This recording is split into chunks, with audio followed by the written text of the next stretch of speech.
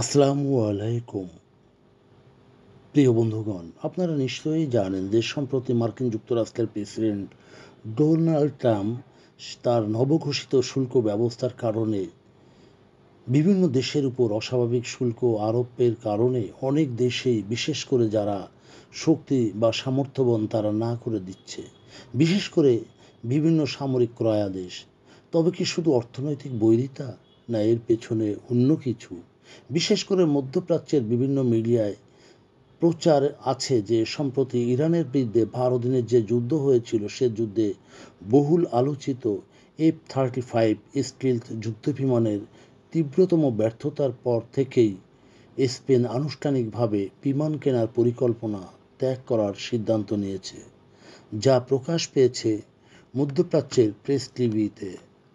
প্রতিবেদন অনুসারে আরও বেশ কিছু দেশ তাদের বিকল্পগুলি পুনর্মূল্যায়ন করছে।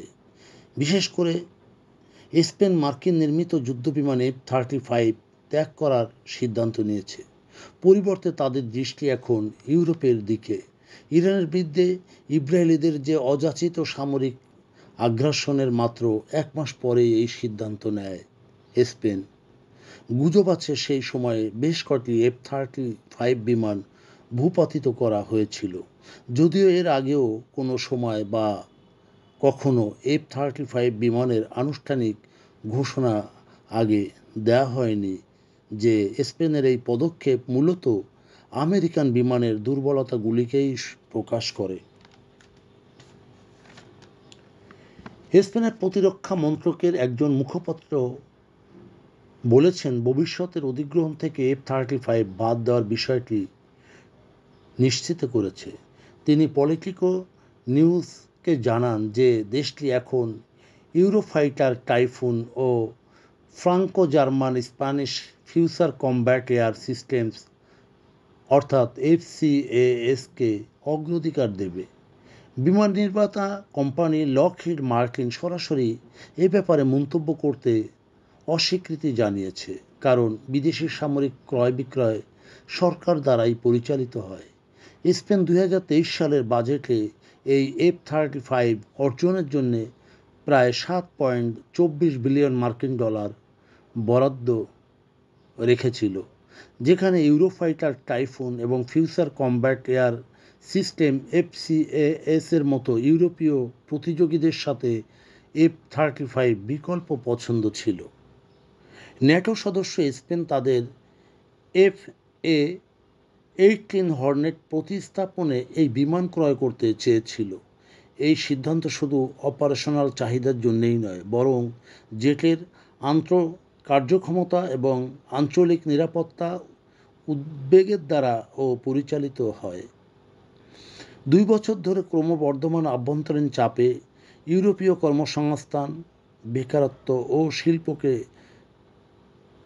সমর্থনে এই পরিবর্তনটি করা হয়। স্পেনের এই পদক্ষেপ বা এই সিদ্ধান্ত ইসরায়েলের কোয়ালিটি মিলিটারি এজ QME নীতি নিয়ে মার্কিনীদের সাথে সম্ভাব্য কূটনৈতিক সংঘাতকেও এড়িয়ে যায়।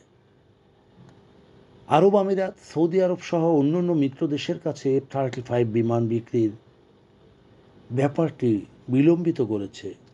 স্পেনের আভ্যন্তরীণ সংসদীয় বিতর্কে F-35 এর সফটওয়্যার ও ডেটার উপর মার্কিন নিয়ন্ত্রণ নিয়ে উদ্বেগ ও উৎকণ্ঠা প্রকাশ করা হয়, যা তুরস্ক এবং অন্যান্য ইউরোপীয় দেশের মতো সার্বভৌমত্ব সমস্যা সেখানে তুলে ধরেছে। তদুপরি ট্রাম্পের বিভক্তিমূলক বক্তব্য, ইউক্রেন শান্তি আলোচনায় ইউরোপীয় মিত্রদের বাদ দেওয়া, বারবার ন্যাটোর প্রাসঙ্গিকতা তোলা, এমন ইউরোপীয় ভূখণ্ড দখলের পরামর্শ, সব কিছু মিলিয়ে মার্কিন অংশীদারদের বিচ্ছিন্ন করে তুলেছে এবং সেই ঐতিহ্যবাহী সম্পর্ককে সংকটাপন্ন করে তুলেছে। সবিশেষ শুল্ক আরোপিত বাণিজ্য যুদ্ধ এটি এই সমস্ত কারণকে সংযুক্ত করেছে। প্রিয় বন্ধুগণ, যদি আমাদের এই তথ্য গল্প আপনার ভালো লাগে তাহলে লাইক এবং শেয়ার দিন, এবং এখন আজ আমাদের সঙ্গে থাকার জন্যে ধন্যবাদ। আমাদের ফলো দিন এবং সাবস্ক্রাইব করুন।